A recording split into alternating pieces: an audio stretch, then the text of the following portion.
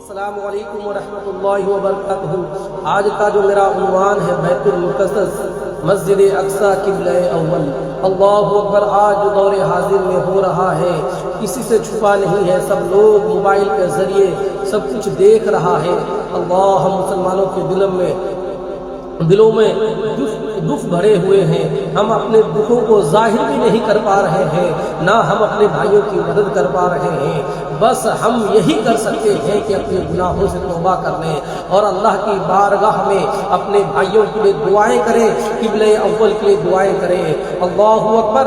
بیت المقدس مسجد اقصی معمولی جگہ نہیں ہے۔ حضور اکرم صلی اللہ علیہ وسلم نے فرمایا، میرے پیارے آقا صلی اللہ علیہ وسلم نے فرمایا، 3 سفر کرو تو سمجھنا ہم عبادت کر رہے ہیں۔ 3 سفر کرو تو سمجھنا ہم عبادت کر رہے ہیں۔ صحابہ اکرام نے عرض کیا، یا رسول اللہ صلی اللہ علیہ وسلم کون کون سے؟ فرمایا، پہلا بیت اللہ جاؤ تو عبادت سمجھ کر جانا، دوسرا مسجد نبوی کے طرف جاؤ تو عبادت سمجھ کر جانا، تیسرا اور اگر مسجد اقصی کی طرف جاؤ تو یہ بھی عبادت ہے۔ اللہ اکبر۔ مسجد اقصی کی کتنی فضیلت ہے، کتنی برکتیں ہیں۔ اللہ اکبر۔ ہم سبوں کو چاہیے کہ ہم اپنے ایمان کو تازہ کریں، ان حدیثوں کو سن کر اپنے ایمان کو تازہ کریں اور برائیوں سے رک جائیں۔ اللہ اکبر۔ مسجد نبوی کی طرف جاؤ تو عبادت سمجھ کر جانا، اور مسجد اقصی کی طرف جاؤ تو یہ بھی عبادت ہے۔ اور فرمایا، مسجد اقصی میں جس نے 1 رکعت نماز پڑھی 25,000 نمازوں کا ثواب ملے گا۔ اللہ اکبر۔ سبحان اللہ۔ کتنی فضیلت والی جگہ ہے، کتنی برکت والی جگہ ہے۔ اگر 1 رکعت نماز ہم پڑھتے ہیں مسجد اقصی میں قبلہ اول میں تو 25,000 نمازوں کا ثواب ملے گا۔ میرے رسول پاک سے یہ وہ مسجد ہے جس سے معراج شریف جڑا ہوا ہے۔ قرآن پاک نے کہا، اس مسجد میں سبحان اللہ اسری بعبدہ لیلا من المسجد الحرام الی المسجد الاقصی۔ مسلمانوں، قرآن کہتا ہے کہ تمہارے معراج کی نشان ہے، رسول پاک مسجد اقصی سے جڑی ہے۔ جس محبوب کو رب معراج کرائے تو مسجد اقصی میں لا کر کرائے۔ وہ جگہ معمولی جگہ نہیں ہے، وہ جگہ برکت والی جگہ ہے، وہ جگہ عظمت والی جگہ ہے۔ جہاں میرے رسول کے قدم مبارک پہنچے وہ جگہ عظمت والی جگہ ہے۔ اور سب سے بڑی مزے کی بات، سب سے بڑی ایمان کی بات یہ ہے کہ مسجد اقصی میں نبی پاک نے وہاں 1,24,000 کم و بیش نبیوں کی امامت کرائی، اور 17 مہینے اس مسجد کی طرف منہ کر کے تیرے اور میرے پیارے آقا صلی اللہ علیہ وسلم نے نمازیں پڑھی۔ چھوٹی جگہ نہیں ہے بلکہ وہ بہت انمول جگہ ہے، بہت افضل و اعلیٰ جگہ ہے، اور پوری دنیا کے مسلمان اسے چاہیے کہ شرم سے گر جائے۔ ایک امریکہ کا صدر بول کر کہتا ہے، اسرائیل کو اجازت ہے کہ اسے دارالحکومت بنائے۔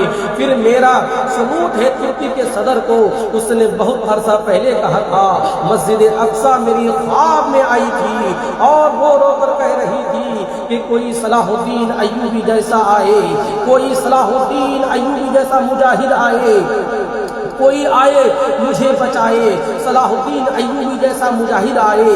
ایک شاعر نے کہا، مسجد اقصی نبی پاک کو بھی بلاتی ہے، نبی پاک کو بھی پکارتی ہے، کہتی ہے کہ ایک بار پھر فلسطین آپ مسجد اقصی راستہ دیکھ رہی ہے، ایک بار فلسطین آ جائیں، مسجد اقصی آپ کی راستہ دیکھ رہی ہے۔ میرے آقا ایک بار پھر سے طیبہ سے فلسطین میں آئے۔ میں تمہیں بتاتا ہوں مسئلے کا حل کیا ہو سکتا ہے، میں تمہیں بتاتا ہوں مسئلے کا حل کیا ہے۔ میں چھوٹا آدمی ہوں پر سنو حل مسئلے کا، زندگی میں ایک کام مسلمان کرے۔ مسئلے کا حل یہ ہے کہ زندگی میں مسلمان ایک کام کرے، زندگی میں مسلمان یہ کام کر لے تو وہ مسئلے کا حل ہو جائے گا۔ ایک کام وہ کرے جو حضرت سلمان فارسی نے کیا تھا۔ جب ایک کافر نے پوچھا آپ کا نام تو آپ نے بتایا میرا نام اسلام ہے۔ پھر جب پوچھا آپ کے والد کا نام، آپ نے فرمایا اسلام ہے۔ میرے دادا کا نام جب پوچھا تو میں نے بتایا میرا اسلام ہے. پھر جب پوچھا کہ آپ کے پردادے کا نام تو بتایا نام اسلام ہے. ایک کام وہ کرو جو حضرت سلمان فارسی نے کیا تھا. کافر جب پوچھے تو کہا ہمارے سارے اسلام ہے، ہمارا نام اسلام ہے، ہمارا سب کچھ اسلام ہے. ہم سارے کیا کہیں اسلام ہے. ہم پہلے مسلمان ہیں، باقی بعد میں کچھ اور. دوسرا کام وہ کرو جو حضرت امیر معاویہ نے کیا تھا. سن لو یہ حل ہے اس مسئلے کا. سنو حضرت مولا علی شیر خدا رضی اللہ تعالی عنہ جب جناب امیر معاویہ کی جنگ ہو رہی تھی، لڑائیاں ہو رہی تھی، اختلافات فوجیں بیٹھی ہوئی تھی، حضرت مولا علی اور امیر معاویہ کی جنگ ہو رہی تھی، تو روم کے بادشاہ نے، عیسائی بادشاہ نے خط لکھا میں تم پر حملہ کرنے والا ہوں. حضرت علی کو خط لکھا کہ میں تم پر حملہ کرنے والا ہوں. جب خط لکھا حضرت علی کو، اور جواب کون دیتے ہیں سنیے. جواب حضرت امیر معاویہ نے دیا. چاہیے تھا کہ جواب حضرت مولا علی نے، مگر حضرت امیر معاویہ بولے اور کہنے لگے اے روم کے کتے، ہم گھر میں جتنا مرضی لڑے، جتنا چاہے جھگڑا کر لے، جتنا چاہے عداوت کر لے، مگر یہ تو مت سمجھنا جب علی پر حملہ کرے گا اور میں تماشا دیکھوں گا. فرمایا تو علی پر حملہ کرے تو صحیح، علی سپہ سالار ہوگا، امیر معاویہ اس کا سپاہی ہوگا. گھر میں جتنا مرضی لڑے، پر رسول کونین صلی اللہ علیہ وسلم کے نام پر ہم ایک ہو جایا کرتے ہیں. اور ہم کفر کو بتائیں گے، اگر تم مسلمانوں کی طرف دیکھو گے تو ہم گنبد خضرا کے سائے تلے ایک ساتھ کھڑے ہو کر جواب دیں گے ہم ایک ہیں، ہم ایک تھے اور ہم ایک رہیں گے.